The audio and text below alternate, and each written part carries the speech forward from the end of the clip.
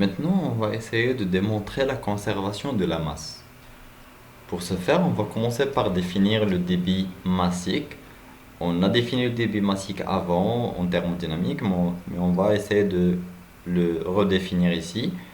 La dérivée de la masse par rapport à au temps, c'est le débit massique.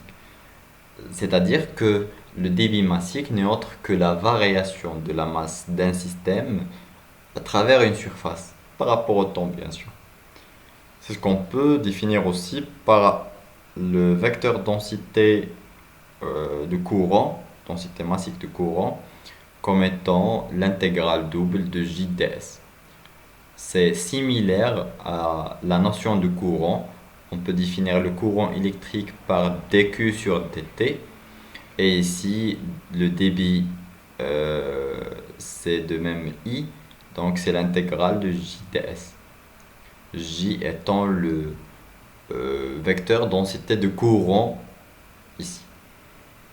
Donc le courant toujours ses volumes. J toujours ses volumes. Donc on peut dire que l'unité de dm n'est autre que kg par seconde et l'unité de J n'est autre que kg seconde moins 1 mètre moins 2. Donc voici l'expression de dm et de J. Donc on peut définir dm à partir de la variation de la masse ou on peut la définir à partir de J. Donc on veut relier ces deux définitions. C'est ce qu'on appelle l'équation de conservation de la masse. Pour la définir, on va prendre un cylindre placé dans un écoulement et le cylindre est très petit, donc il est entre x et x plus dx et l'écoulement est dans le sens de dx, donc la vitesse est dans ce sens-là. Et on peut prendre ce système-là, ce cylindre, comme un système fermé, donc comme un système ouvert. Donc on a ici notre cylindre qui contient une masse de fluide et cette masse-là peut être variée bien sûr. Donc on a une masse qui entre et une masse qui sort. On va étudier ce système-là en faisant un bilan. On va commencer par un bilan temporel. Donc on va voir la masse à l'intérieur de ce cylindre-là entre un instant t et un instant t plus dt. Donc pour la masse, il est toujours égal à ρ fois dt. Car c'est une masse petite, car c'est un volume petit, donc on peut écrire dm, mais on va écrire tout simplement m qui est égal à ρ dt. Donc la masse à l'instant t n'est autre que ρ à l'instant t fois dx.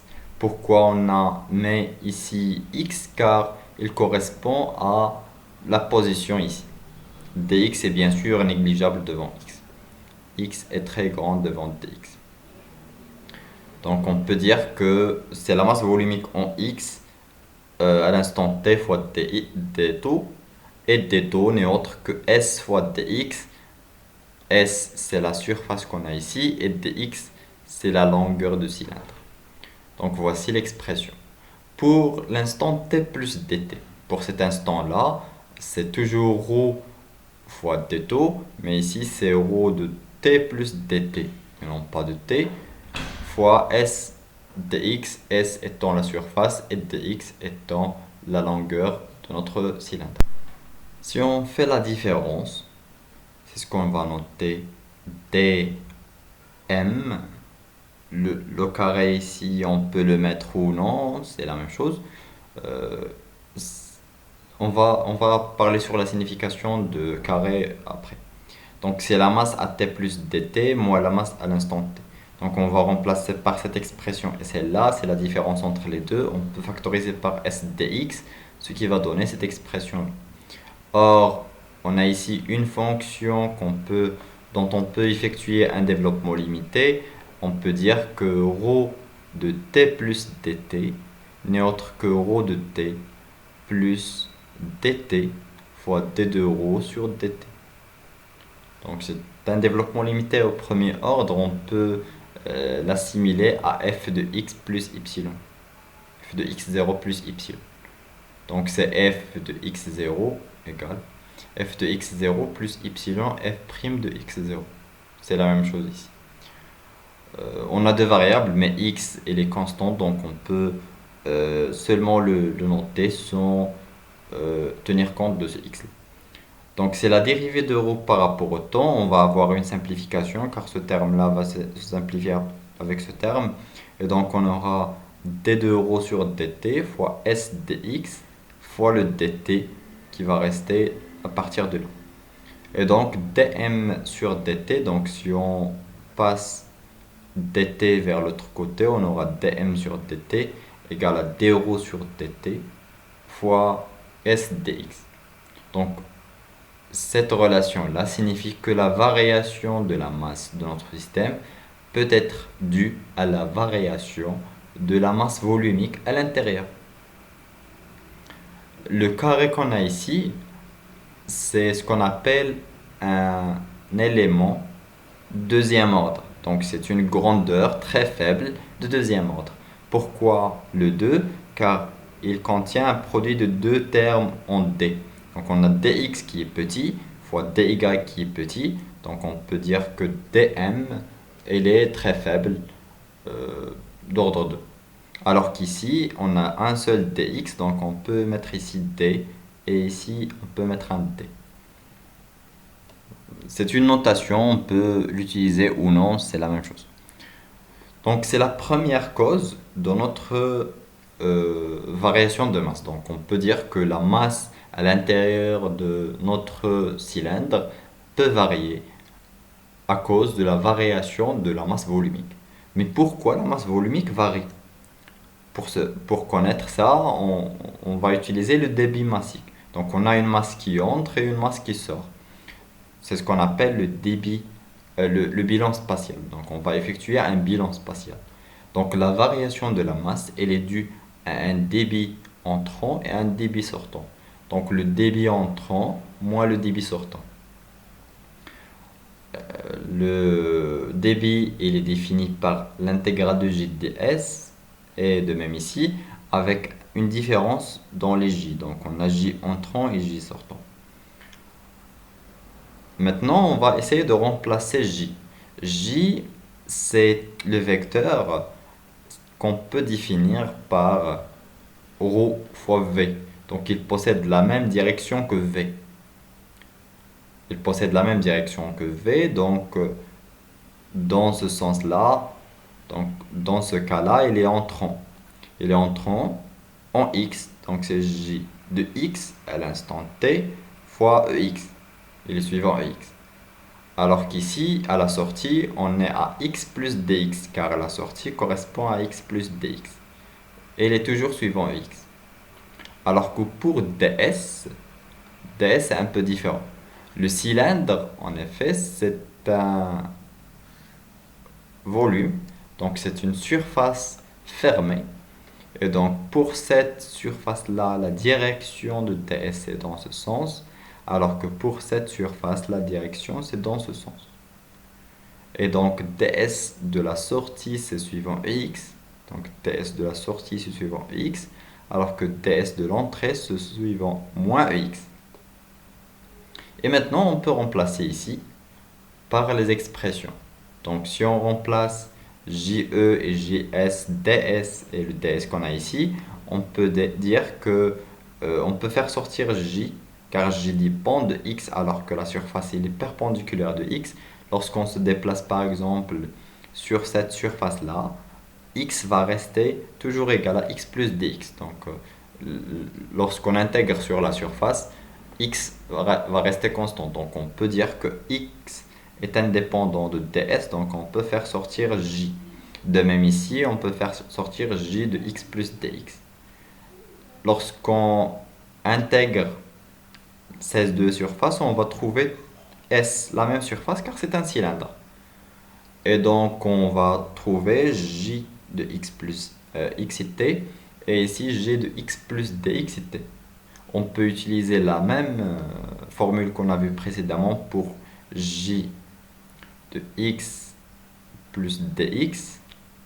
On peut éliminer t car on a dans les deux expressions t ce qui permet de dire que g de x plus dx, c'est g de x plus dx d de j sur dx. Ce g de x va être simplifié avec ce g de x et on aura moins cette expression. Donc voici le moins, voici la dérivée par rapport à x, le s vient de ça et dx c'est à partir de développement limité. Et donc on a deux formules pour m sur dt. On a cette formule là et l'autre formule qu'on a trouvée précédemment, donc cette formule. Donc les deux formules sont égales. Et donc on peut éliminer S et éliminer ds, ce qui permet de trouver cette expression-là. C'est ce qu'on appelle l'équation locale de la conservation de la masse. On a fait le cas d'un écoulement dans la direction de EX, mais on peut avoir un écoulement dans EY, EZ, etc. La formule générale, c'est cette formule-là avec la divergence. La divergence de J, on a dit que c'est la dérivée de J par rapport à X, plus la dérivée de JY par rapport à Y, plus la dérivée de JZ par rapport à Z en coordonnées cylindriques, en coordonnées cartésiennes. Dans notre cas, G est suivant X, donc ce terme est nul, ce terme est nul, et donc on peut retrouver cette équation-là. Donc cette équation-là, c'est une équation très importante en mécanique de fluide. Il faut connaître la démontrer et il faut connaître l'utiliser après. Donc voici l'équation de conservation de la masse. C'est une équation fondamentale de la mécanique de fluide. Pour les remarques, voici la remarque sur le cas qu'on a ici. Cette équation est analogue à une équation qu'on va voir en électromagnétisme 2 de la deuxième année. On peut écrire la même équation pour la charge en remplaçant ρ, la masse volumique, par la charge volumique. G, la densité de courant, ici courant de fluide par le courant électrique, ce qui permet d'avoir une équation similaire. On définit J par le fait qu'il est égal à ρ fois V, donc c'est la masse volumique fois la vitesse. Et bien sûr, si on remplace dans la divergence et on utilise les formules qu'on avait précédemment, on peut trouver cette équation-là. Donc cette équation-là et cette équation-là sont identiques. Soit qu'on calcule la dérivée de ρ par rapport au temps, soit qu'on calcule la dérivée particulière de ρ par rapport au temps. Et donc, on obtient deux expressions de l'équation locale de masse. On a l'équation locale, donc on peut parler sur l'équation intégrale.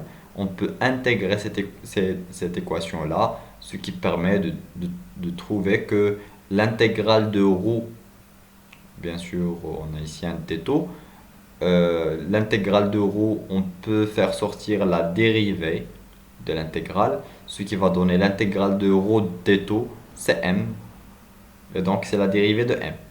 L'intégrale de divergence de J, on peut utiliser un théorème qu'on a vu précédemment, on a vu le théorème dans le premier chapitre, c'est ce théorème-là. Donc l'intégrale de divergence de J, on peut la transformer en l'intégrale de J ds. Et l'intégrale de J ds n'est autre que le débit. Donc c'est l'intégrale de J ds, donc c'est le débit, mais avec une surface fermée. Donc c'est moins le débit, mais à travers une surface fermée.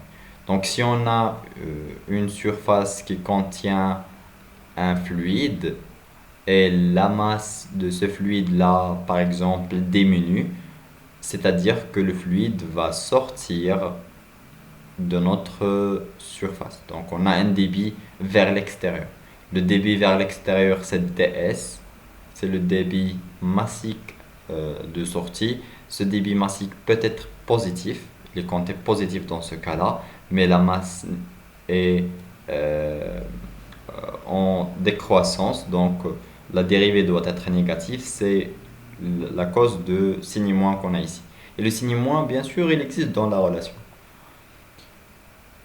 On peut parler aussi de débit volumique en dérivant le volume par rapport au temps et donc on peut éliminer le ρ dans l'expression. Donc au lieu d'intégrer J, on va intégrer seulement la vitesse, ce qui va donner cette expression-là. Donc c'est l'expression de débit volumique, c'est V scalaire ds. On termine par les conditions cinématiques. Lorsqu'on a un écoulement et on a un fluide qui rencontre un obstacle, on parle des conditions aux limites ou conditions d'adhérence. Donc on va considérer un fluide en écoulement qui est caractérisé avec un champ de vitesse V par rapport à un référentiel R d'étude. Donc on commence par le cas d'un obstacle fixe dans R. Par exemple, c'est le cas qu'on a ici. On a un obstacle qui est fixe, une boule par exemple fixe dans un écoulement qui est caractérisé avec une vitesse dans ce sens-là. En tout point dans notre système, par exemple dans ce point-là, ces points, les points de contact, on ne peut pas avoir une pénétration de fluide à l'intérieur de l'obstacle. Donc la composante de la vitesse qui est perpendiculaire sur la surface de contact doit être nulle. Par exemple, je vais tracer ici un autre schéma. Voici notre obstacle et on a un fluide qui vient dans ce sens-là. Donc lorsque la particule vient au contact dans notre obstacle, c'est un obstacle solide qui ne peut pas se déformer et donc on ne peut pas avoir une pénétration. Donc la particule doit changer de direction. Donc on ne peut pas avoir une vitesse qui est constante ici, mais la condition c'est que la vitesse suivant la normale, donc suivant ds, doit être nulle.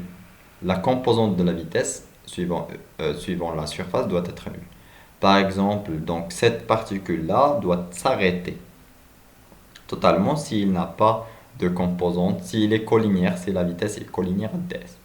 Par exemple, si on prend cette particule-là avec cette vitesse, il vient taper vers ce point. Voici le vecteur ds correspondant. Et donc, c'est comme si le vecteur vitesse, on peut le représenter dans ce sens-là. On peut effectuer la projection sur la normale et sur le vecteur tangente, qu'on va appeler ici tau. Donc la vitesse finale va être la projection vers tau. Donc voici la vitesse finale. Alors que la projection, on va tracer ici sur ds va être nulle. Donc c'est la relation qu'on a ici. Toujours la projection du champ de vitesse sur ds, sur le vecteur normal sur la surface de contact égale à 0. Donc ici m doit être un point de la surface S, la surface de contact bien sûr. Pour un obstacle mobile dans R, c'est le cas qu'on a ici. Donc on a un écoulement entre deux parois. On a une paroi fixe là, une paroi qui est mobile avec une vitesse Vp par rapport au référentiel de cette paroi-là. Donc on a un déplacement dans ce sens-là. On peut utiliser la même chose, la même étude. On peut faire un changement de référentiel. On peut se placer dans le référentiel R' où cette paroi-là est fixe. Dans ce cas-là, on peut dire que la vitesse de fluide n'est autre que V moins Vp. Et V moins Vp, c'est la vitesse de fluide. Et la paroi est fixe, donc on peut appliquer cette relation-là. Donc V moins Vp scalaire ds égale à 0, ce qui permet d'écrire cette relation-là. Donc la vitesse, la composante de la vitesse suivante ds n'est autre que la composante de la paroi scalaire ds. Dans ce cas-là, on aura un déplacement de fluide avec la même vitesse de P. Donc c'est la vitesse tangentielle. C'est ce qu'on appelle la condition d'adhérence ou les conditions aux limites cinématiques.